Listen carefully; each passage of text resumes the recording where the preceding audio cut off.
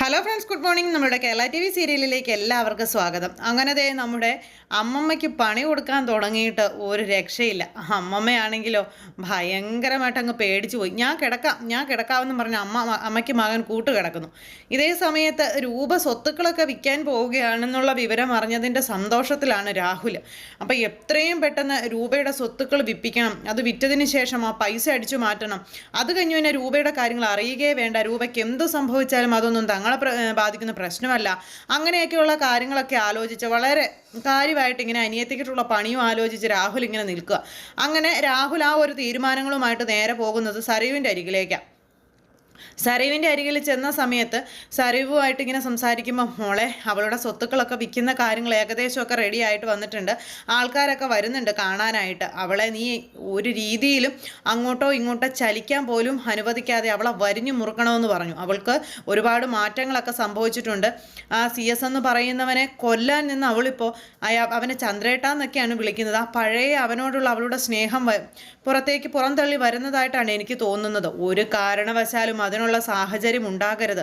എത്രയും പെട്ടെന്ന് നീ അവൾക്കരികിലേക്ക് പോകണമെന്നും പിന്നെ അവളെ നീ വരുതിയിൽ കൊണ്ടുവരണമെന്നും ഉള്ളതെല്ലാം അടിച്ചു മാറ്റണമെന്നുള്ള കാര്യങ്ങളൊക്കെ അച്ഛൻ മകളോട് ഉപദേശിക്കുക. അപ്പോൾ അതെന്താ അച്ഛൻ അങ്ങനെ സംശയം തോന്നാനെന്ന് ചോദിച്ചു കഴിഞ്ഞപ്പോഴേക്കും അവിടെ സംഭവിച്ച കാര്യങ്ങളൊക്കെ രാഹുൽ മകളോട് പറയുന്നു. ഇത് കേട്ട് കഴിഞ്ഞപ്പോൾ മകൾക്കും പേടി. ദൈവമേ, ഇനിയിപ്പോൾ ആ വഴിയെങ്ങാനും പോകുമോ, സ്വത്തുക്കളൊക്കെ ആ വഴിക്ക് പോയാൽ തീർന്നില്ലേ. അപ്പോൾ ആ ഒരു പേടിയും കാര്യങ്ങളുമായിട്ട് മകളും അച്ഛനോട് പോകുന്നതിനെ പറ്റിയുള്ള കാര്യങ്ങൾ സംസാരിച്ച് സമ്മതിച്ചു. അങ്ങനെ അവിടെ അച്ഛനും മകളും കൂടെ ചേർന്ന് രൂപയ്ക്ക് അരികിലേക്ക് പോകാനായിട്ടുള്ള എല്ലാ തയ്യാറെടുപ്പുകളും നടത്തുവാണ്. ഈ സമയത്താണ് നമ്മുടെ വിക്രം ചെന്ന ഭാര്യയോട് അമ്മമ്മയെ പേടിപ്പിച്ചതിനെ പറ്റിയുള്ള കാര്യങ്ങൾ ചോദിക്കുന്നത്. അത് ചോദിച്ചു കഴിഞ്ഞപ്പോഴേക്കും അയ്യോ ഞാനോ എന്നും ചോദിച്ചുകൊണ്ട് ശരണ്യ അങ്ങനെ ചോദിച്ചപ്പോൾ കണ്ടോ, എന്ത് ചെയ്തു വെച്ചിട്ട് ഞാനോ എന്ന് പറഞ്ഞ് ചോദിച്ചോളൂ, അവൾ അങ്ങനെയാണ് അവൾ ഇങ്ങനെയാണെന്നൊക്കെ പറയുമ്പോഴേക്കും, മോനെ, കാര്യങ്ങളൊക്കെ മോനെ അറിയാവുന്നതാണല്ലോ അല്ലേ, പിന്നെ ഒരു കാര്യം ചെയ്യാം, ഇവള് കട്ടിലിൽ കിടന്നോട്ടെ, മോൻ നിലത്ത് കിടന്നോ, ഈ റൂമിൽ നടക്കുന്ന കാര്യം നിങ്ങളും ഞാനും അല്ലാതെ വേറെ ആരും അറിയില്ല എന്നും പറഞ്ഞുകൊണ്ട് വിക്രത്തിനെ ആ പ്രേത റൂമിലേക്ക് അങ്ങ് തള്ളി നമ്മുടെ ശരണ്യയുടെ അമ്മ. വിക്രമാണെങ്കിൽ പേടിച്ച് വിറച്ച് പാവം അവിടെ ഇങ്ങനെ ഇരിക്കുമ്പം അമ്മമ്മ, എടാ മക്കളെ, ഈ വീട്ടിൽ പ്രേതം വല്ലതും ഉണ്ടോടാ, അതുകൊണ്ടായിരിക്കുമോടാ അവരിവിടെ നിന്ന് അവർ ഈ മുറി തന്നെ നമുക്ക് തന്നത് എന്നൊക്കെ ഇങ്ങനെ അമ്മമ്മ പ്രകാശനോട് ചോദിക്കാം. എൻ്റെ അമ്മയെ പൊട്ടത്തരം വിളിച്ചു പറയാതെ മിണ്ടാതിരിക്കുക എന്നും പറഞ്ഞ നേരത്തേക്കും അവിടെ നിന്ന് ഇങ്ങനെ പറയുകയും ചെയ്തു. അങ്ങനെ അവർ ആ ഒരു പേടിച്ച് വിറച്ചുള്ള ജീവിതവുമായിട്ട് മുന്നോട്ട് പോകുന്ന സാഹചര്യത്തിൽ ഇവിടെ നമ്മുടെ CS-ഉം രൂപയും കൂടി റൂമിലിരുന്ന് അവരുടേതായ ആ ഒരു സന്തോഷം പങ്കിടും. അപ്പോൾ ഇത്രയും നേരം രാഹുൽ അവിടെ ഉണ്ടായിരുന്നത് കൊണ്ട് പച്ചവെള്ളം പോലും കഴിക്കാനായിട്ട് CS-ന് പറ്റിയിട്ടില്ല. അപ്പോൾ ഈ മാറിയ മാറ്റം, അതായത് രാഹുൽ മാറിയ മാറ്റത്തിന് നമ്മുടെ രൂപ CS-ന് വേണ്ടുന്ന ഫുഡ് എടുത്തുകൊണ്ട് വന്നു റൂമിലേക്ക്. അങ്ങനെ റൂമിലേക്ക് ഫുഡ് എടുത്തുകൊണ്ട് വന്ന് ഇവർ രണ്ടുപേരും കൂടി ഫുഡ് കഴിക്കാനായിട്ട് ഇരിക്കുമ്പോൾ ചന്ദ്രേട്ടനോട് കുറച്ച് സങ്കടങ്ങളൊക്കെ, അതായത് രാഹുൽ വന്നതുകൊണ്ട് എനിക്ക് ചന്ദ്രേട്ടനെ ശ്രദ്ധിക്കാൻ പറ്റിയില്ല, ചന്ദ്രേട്ടൻ എന്നോട് ക്ഷമിക്കണം തുടങ്ങിയ കാര്യങ്ങളൊക്കെ ഇങ്ങനെ പറയുക. അപ്പോൾ അതൊക്കെ കേട്ട് കഴിഞ്ഞപ്പോഴേക്കും താൻ എന്തിനാ അങ്ങനെ പറയുന്നത്, സാഹചര്യങ്ങളൊക്കെ എനിക്കും അറിയാവുന്നതല്ലേ എന്നും ചോദിച്ചുകൊണ്ട് നമ്മുടെ CS-ഉം പറയുന്നുണ്ട്. അങ്ങനെ ഇവർ രണ്ടുപേരും കൂടി ഇരിക്കുന്നപ്പോൾ ഇനിയിപ്പോൾ മാരണങ്ങൾ കയറി വരുന്നതിന് മുമ്പ് പെട്ടെന്ന് തന്നെ ഏട്ടൻ ഭക്ഷണം കഴിക്കാനൊക്കെ പറഞ്ഞുകൊണ്ട് രൂപ ഇങ്ങനെ CS-നോട് പറഞ്ഞു. അപ്പോൾ അങ്ങനെ ആ ഒരു ഇത് പറഞ്ഞു കഴിഞ്ഞപ്പോഴേക്കും ഞാൻ ഒരു വാരി തരട്ടെ എന്ന് ചോദിച്ചു. CS അന്നേരം ചോദിച്ചു, വാരി തരാനോ, അതിൻ്റെ ഒന്നും ആവശ്യമില്ല, ഞാൻ വാരി കഴിച്ചോളാം എന്ന് പറഞ്ഞപ്പോൾ അതൊന്നും സാരമില്ല, ഒരു ഞാൻ കഴിച്ചോട്ടെ എന്ന് തന്നോട്ടെ എന്ന് ചോദിച്ചുകൊണ്ട് നമ്മുടെ രൂപ CS-ന് വാരി കൊടുക്കാനായിട്ട് ഇങ്ങനെ എടുത്ത് വായിലേക്ക് വെക്കാൻ തുടങ്ങിയപ്പോഴേക്കും ആ മാരണം വന്നു. ആൻറ്റി എന്നും പറഞ്ഞ് വിളിച്ചു. റൂം അടച്ചിട്ടിരുന്നത് കൊണ്ട് ഇവരെ രണ്ടുപേരെയും കണ്ടില്ല. എന്തായാലും ഇവർ രണ്ടുപേരും കൂടി ഇരുന്ന് ഭക്ഷണം കഴിക്കാൻ തുടങ്ങിയപ്പോഴേക്കും ആൻറ്റി എന്നും പറഞ്ഞ് വിളിച്ചു. അപ്പോഴേക്കും അടുത്ത പ്രശ്നം, CS-ന് ഒരു തുള്ളി ആഹാരം പോലും കഴിക്കാനായിട്ട് പറ്റിയില്ല. CS ഇങ്ങനെ സങ്കടപ്പെട്ട നേരത്തേക്ക് അവിടെ ഇങ്ങനെ നിൽക്കും. അപ്പോഴേക്കും ആൻറ്റി എന്നുള്ള വിളി കേട്ടപ്പോൾ ഇത് ആരാണെന്നുള്ളൊരു വെപ്രാളമാണല്ലോ. അപ്പോൾ സരയുമാ, ഇനിയിപ്പോൾ എന്ത് ചെയ്യും ചന്ദ്രേട്ടാന്ന് ചോദിച്ചപ്പോൾ പെട്ടെന്ന് ചന്ദ്രേട്ടൻ ബാത്റൂമിലേക്ക് കയറിക്കോളാൻ പറഞ്ഞു. അങ്ങനെ ചന്ദ്രേട്ടനെ വിളിച്ച് ബാത്റൂമിൽ കയറ്റി.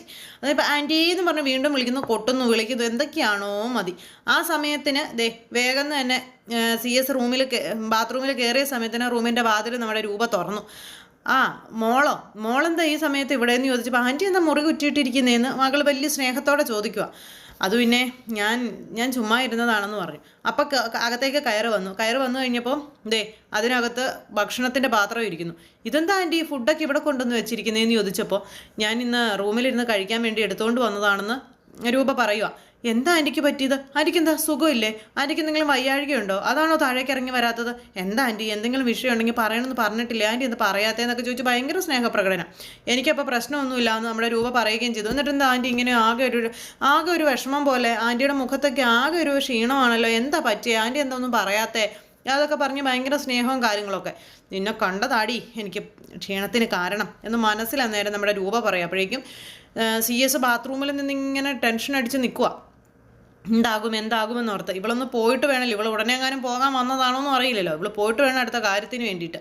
അപ്പം അത് കാരണം ഈ ഒരു ഇതെല്ലാം ഇങ്ങനെ പേടിച്ച് വരച്ച് നമ്മുടെ CS ഇങ്ങനെ നിൽക്കുക. അപ്പോഴേക്കും ഞാൻ 2 ദിവസം ആൻറ്റിയുടെ കൂടെ നിൽക്കാൻ വേണ്ടി വന്നതാണ്, കുറേ ദിവസമായില്ലേ ആൻറ്റീനെ ഇട്ടിട്ട് പോയിട്ട്, അപ്പോൾ അതുകൊണ്ട് ആൻറ്റിക്കൊപ്പം നിൽക്കണം എനിക്കെന്നും പറഞ്ഞുകൊണ്ടാണ് പുള്ളിക്കാരി വരുന്നത്. അതിനിപ്പോൾ എന്താ മോള് നിന്നോ? അല്ല അവിടെ മനുമോൻ ഒറ്റയ്ക്കല്ലേ, മനുമോന് സങ്കടമാവില്ലേ എന്ന് ചോദിച്ചപ്പോൾ മനുവേട്ടന് ഒരു സങ്കടവും ഇല്ല, മനുവേട്ടനോട് കാര്യങ്ങളൊക്കെ പറഞ്ഞിട്ടാണ് ഞാൻ വന്നതെന്നും പറഞ്ഞുകൊണ്ടായി. പിന്നെ രൂപയ്ക്കൊന്നും പറയാൻ പറ്റത്തില്ലല്ലോ. ശരിയെന്നും പറഞ്ഞു. അപ്പോൾ ആൻറ്റിക്ക് എന്ത് ആവശ്യം ഉണ്ടെങ്കിലും ആൻറ്റി എന്നോട് പറയണം, ഞാൻ ആൻറ്റിയുടെ കൂടെയാണ് കിടക്കുന്നത് എന്നൊക്കെ പറഞ്ഞുകൊണ്ട് ഇങ്ങനെ ഭയങ്കര ഇത് കേട്ടോ.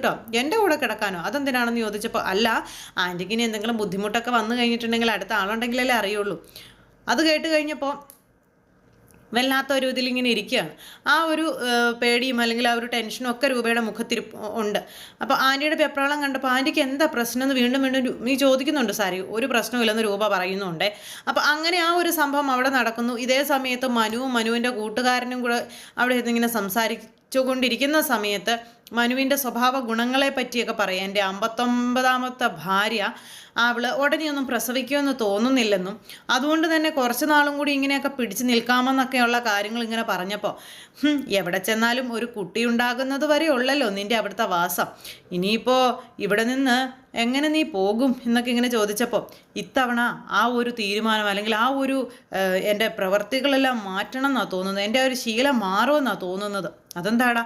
അവളങ്ങ് ഉടനെ ഒന്നും പ്രസവിക്കത്തില്ലടാ, അവൾക്കങ്ങും എന്തൊക്കെയോ പ്രശ്നങ്ങളുണ്ടെന്നാണ് തോന്നുന്നത്, അതുകൊണ്ട് അവൾ പ്രഗ്നൻ്റ് ആവുന്നില്ല എന്നുള്ള കാര്യങ്ങളൊക്കെ ഇങ്ങനെ കൂട്ടുകാരനോട് പറഞ്ഞു. എന്തായാലും തന്തപ്പടി അറിഞ്ഞ സ്ഥിതിക്ക് ഇനി അധിക ദിവസം അല്ലെങ്കിൽ അധികം നാൾ ഇവിടെ പിടിച്ചു നിൽക്കാൻ പറ്റില്ല, എങ്ങനെയെങ്കിലും കിട്ടിയ അവസരത്തിൽ തന്തപ്പടിയുടെ കയ്യിൽ നിന്നും കുറച്ച് കാശ് അടിച്ചു മാറ്റി ഇവിടെ നിന്ന് രക്ഷപ്പെടലേ നടക്കുകയുള്ളൂ എന്നുള്ള കാര്യങ്ങളൊക്കെ ഇങ്ങനെ പറയുകയാണ് ഈ മനു. മോനെ, അങ്ങനെ എന്തെങ്കിലുമൊക്കെ അടിച്ചു മാറ്റിയാൽ പോരാ, അയാളുടെ ഒരു വലിയ ബോംബ് നിൻ്റെ കയ്യിൽ ഇരിപ്പില്ലേ, ആ ബോംബ് പൊട്ടിക്കുമെന്ന് നീ അയാളോട് പറഞ്ഞ് പേടിപ്പിക്കണം.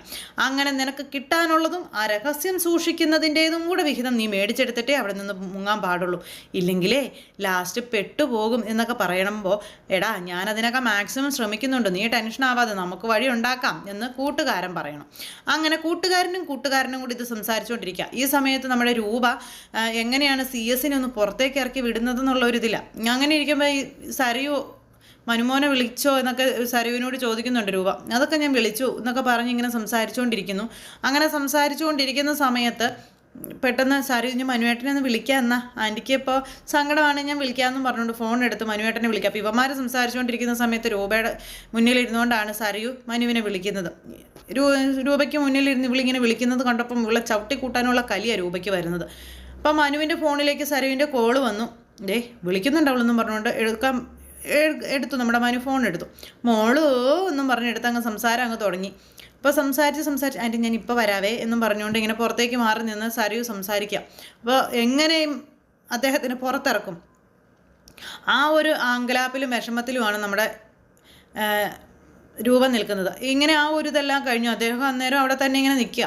എന്തായാലും യാമിനിക്ക് ഇപ്പോൾ തൽക്കാലം ഈ നിമിഷം വരെ ഒരു കാര്യങ്ങളും ചെയ്യാനായിട്ട് പറ്റിയിട്ടില്ല.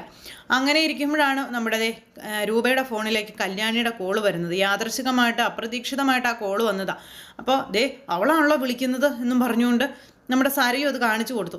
നാശങ്ങൾ എന്തോരം ഒഴിവാക്കി വിട്ടാലും പോവില്ല മോളെ, എന്ത് ചെയ്യാനാണെന്ന് രൂപ ചോദിച്ചപ്പോൾ, ആൻറ്റി എടുക്കണ്ട ഞാൻ എടുക്കാം, അവൾക്ക് കിട്ടേണ്ട 2 ഡയലോഗുകൾ കിട്ടിയാലേ ശരിയാവുള്ളൂ എന്നും പറഞ്ഞുകൊണ്ട് അവിടെ നിന്ന് ഫോൺ എടുക്കുക.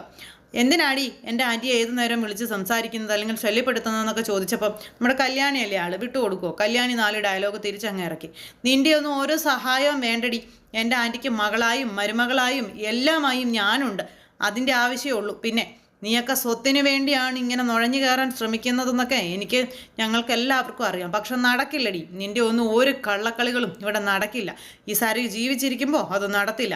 ആൻറ്റിയെ ചതിക്കാമെന്നും ആൻറ്റിയുടെ സ്വത്തടിച്ചു മാറ്റാമെന്നൊന്നും നീ വിചാരിക്കേണ്ട. ഇനി മേലിൽ ആൻറ്റിയെ വിളിക്കുകയോ ആൻറ്റിയെ ശല്യം ചെയ്യുകയോ ഒന്നും ചെയ്തു പോയേക്കരുത്. അങ്ങനെ എന്തെങ്കിലും ചെയ്തിട്ടുണ്ട് നീയൊക്കെ വിവരം അറിയുമെന്നും പറഞ്ഞുകൊണ്ട് സരയു ഭയങ്കര ഡയലോഗുകളും കാര്യങ്ങളും ഇതൊക്കെ അടുത്തിരുന്ന് ഇവളെ ഒരു കത്തി കിട്ടിയ കുത്തിക്കൊല്ലും എന്നുള്ളൊരു കലിപ്പിൽ കേട്ടുകൊണ്ടിരിക്കുകയാണ് നമ്മുടെ രൂപ. അപ്പുറം നിന്ന് ശരിക്കും നമ്മുടെ കല്യാണി എട്ടിത്തിട്ട് പെരുമാറുന്നുണ്ട് ഇവളെ. പക്ഷേ അങ്ങനെ ആ ഒരു ഇതൊക്കെ നമ്മുടെ രൂപയ്ക്കും അറിയാം. ആ ഒരു ആശ്വാസത്തിലാണ് രൂപ അടുത്തിരിക്കുന്നത്. അപ്പോൾ അത്തരത്തിലുള്ളൊരു വിശേഷങ്ങളും കാര്യങ്ങളും ഒക്കെ ആയിട്ടാണ് നമ്മുടെ ഇന്നത്തെ കഥ വരുന്നത്. അപ്പോൾ നമ്മുടെ പ്രൊമോ വീഡിയോ എല്ലാവർക്കും ഇഷ്ടപ്പെട്ട് കാണുമെന്ന് വിശ്വസിക്കുന്നു. എല്ലാവരുടെയും സപ്പോർട്ടിനും സ്നേഹത്തിനും ഒത്തിരി നന്ദി അറിയിക്കാനാണ്. അടുത്ത സൂപ്പർ ഹിറ്റ് കഥയുമായി കാണുന്നത് വരെ എല്ലാവർക്കും നന്ദി.